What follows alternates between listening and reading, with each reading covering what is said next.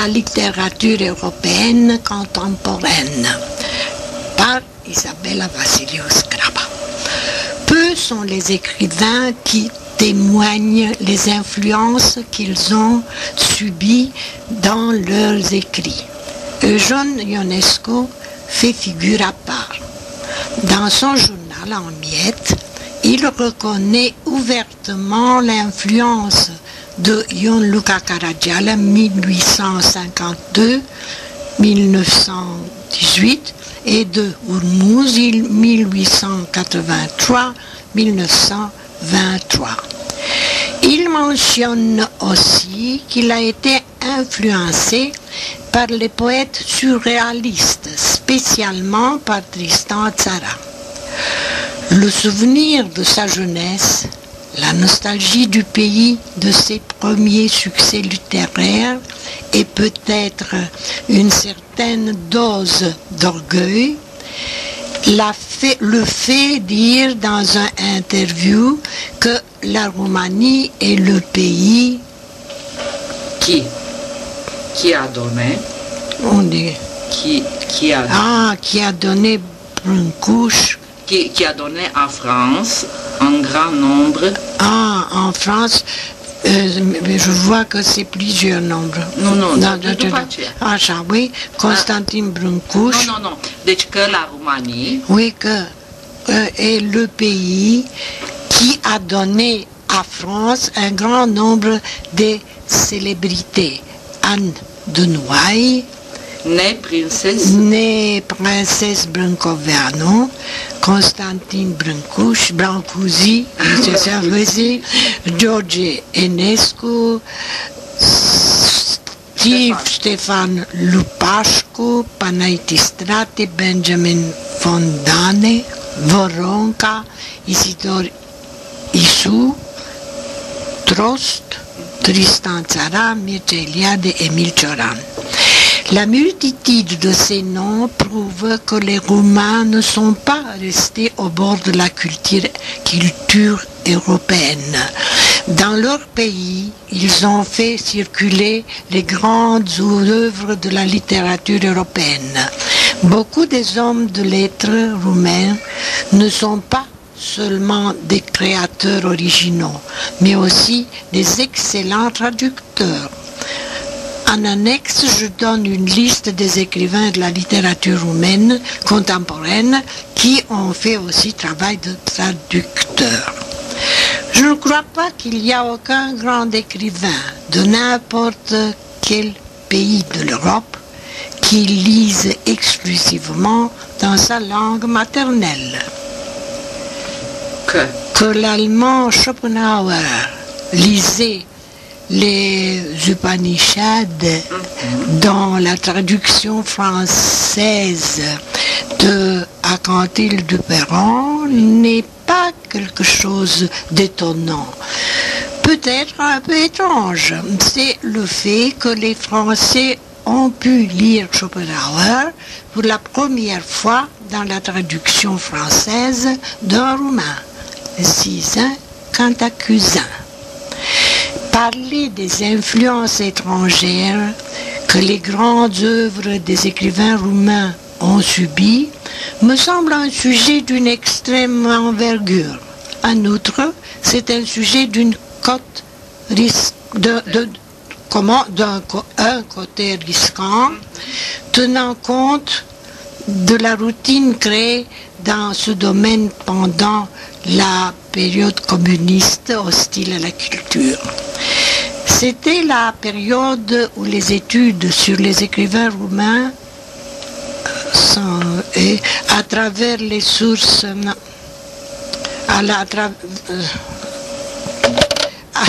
à travers les sources étaient à l'apogée pour minimaliser leur contribution originale. On faisait un vrai tournoi d'érudition pour diminuer d'une manière artificielle la personnalité d'un écrivain en décomposant en pièces sa création pour mieux souligner les influences. On négligeait non pas seulement les différences, mais aussi le substrat irréductible, ce qui faisait l'originalité et la valeur de l'œuvre, le substrat qui était au-dessus de toute l'influence. À la suite de ce sort d'érudite investigation, on a resté avec quelque chose. Les sources étrangères sont bien mises en lumière, elles en demandent plus d'efforts pour y être trouvées. Mais, à propos d'érudition, il faut signaler un cas hors du commun et en même temps paradigmatique pour la rencontre de culture dans la culture européenne. Pour écrire en français les 7 volumes de la bibliographie,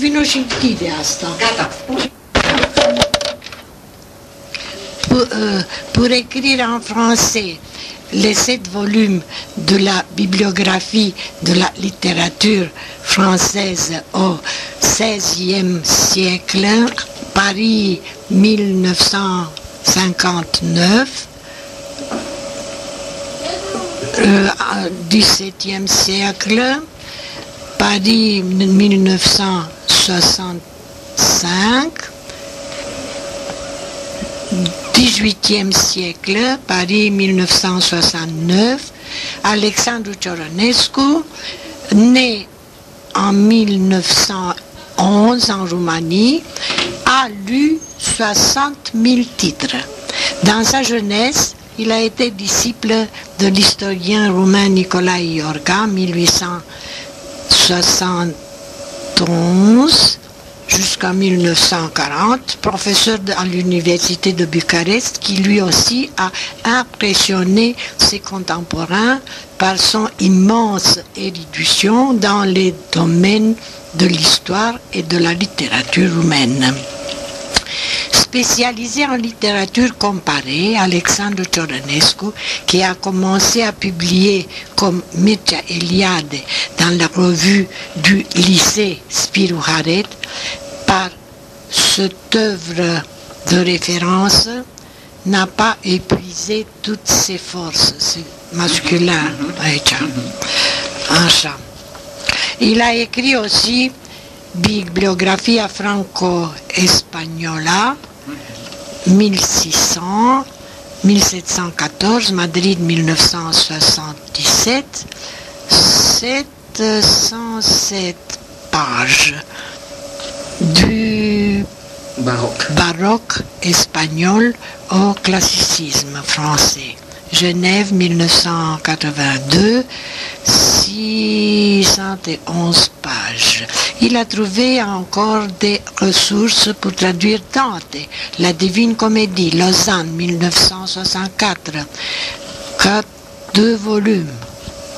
Pour écrire un dictionnaire étymologique, Diccionario Etimologico Rumeno, La Laguna, 1966, 1184 pages. Pour écrire l'histoire de la Roumanie, pour écrire sur l'histoire de la Roumanie, sur l'histoire des îles Tenerife, sur la littérature espagnole, sur la littérature roumaine, sur l'esthétique, sur les principes de la littérature comparée, 3 volumes de poèmes et un roman. La liste des prix et des décorations qu'il a reçues est vraiment longue. Le mérite culturel, Roumanie 1943, le Padre Inquieta, Brésil 1955, le Gustave Brunat de l'Académie des inscriptions de Paris 1960, les Palmes académiques Paris 1960, l'Ordre national du mérite Paris 1980, etc. Seul Mircea Eliade, avec sa force de création et avec son érudition dans le domaine de l'histoire des religions, peut l'impressionner de la même manière. Membre de 5 académies et professeur honoris causa de 10 universités, Mircea Eliade, lui aussi un grand admirateur du professeur Gheorgha, a laissé une œuvre scientifique en 40 volumes et une œuvre littéraire en 20 volumes. Revenons à la problème du rencontre des cultures, il surgit la question suivante. Les cultures des pays de l'Europe se sont-elles développées dans l'isolation, dans un climat de serre? Ah, c'est une question. À cela, il n'y a d'autre réponse que non. La culture européenne est quelque chose qui se constitue en permanence par le dialogue des cultures. Comme ça, elles deviennent un trésor commun des valeurs qui nourrit les cultures des pays de l'Europe. En définitive, nous parlons de la réalité historique de la culture européenne parce que à sa base se trouve l'ancienne culture grecque et latine et la culture chrétienne. Toutes les nations, soit elles grandes ou petites, sont les héritières de ces valeurs culturelles. Aujourd'hui, parler de la culture européenne peut sembler une sorte d'évocation nostalgique du passé, dans un présent dominé par la dimension planétaire de la culture américaine. À mon avis, c'est une fausse impression. Les temps où Paul Valéry écrivait plein d'amertume que le rêve de l'Europe c'est d'être gouverné par une commission américaine sont essentiellement différentes de nos temps. Mais il y a une autre question à clarifier. Après l'extension du pouvoir de l'Empire soviétique sur des pays de l'Europe centrale et de l'Est, à la suite du moment Yalta 1945, l'opposition Occident-Orient a commencé d'être conçue comme l'opposition capitalisme-communisme. Par malheur, dans les discours politiques peu attentifs à des nuances, elle a fait une vraie carrière parce qu'au point de vue de la culture de ces pays européens, cette opposition représentait une opposition vide de sens. Les trois amis, Mircea Eliade, Eugen Ionescu et Emil Cioran, sont venus de Roumanie en France. Ils ont fait leurs études secondaires à des fameux lycées de Bucarest. Le temps de leurs études universitaires, ils l'ont passé ensemble à Bucarest, auprès de la fascinante figure de leur professeur de philosophie Nae Ionescu, 1890-1940.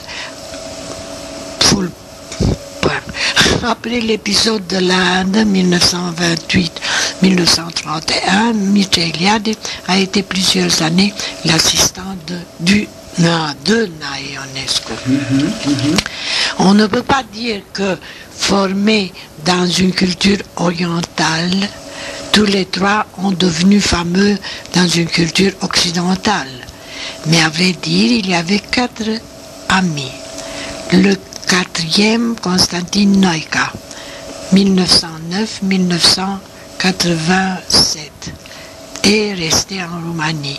Après une douzaine d'années de prison et de domicile obligatoire, il est devenu le plus grand philosophe de cette période, sans manifester dans ses livres aucune sympathie pour le marxisme officiel. Sa performance a été possible à l'aide de l'extraordinaire style poétique de ses œuvres philosophiques. Mais comme la Roumanie n'est pas la France, en comparaison avec la gloire de ses amis, sa gloire est presque rien. Pour souffrir à cause de ça, Noïka devait avoir le grand orgueil de son ami Choran, orgueil qui précisément lui avait manqué.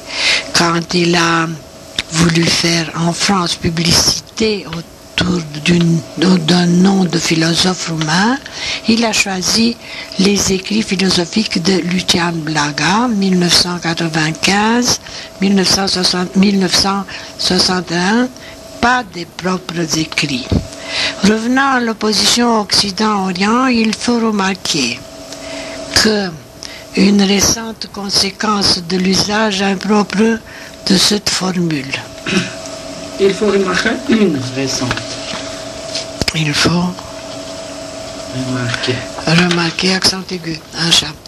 Je pense à la fausse problème de la réunification culturelle de l'Europe. On se propose d'unifier quelque chose qui n'a été jamais séparé.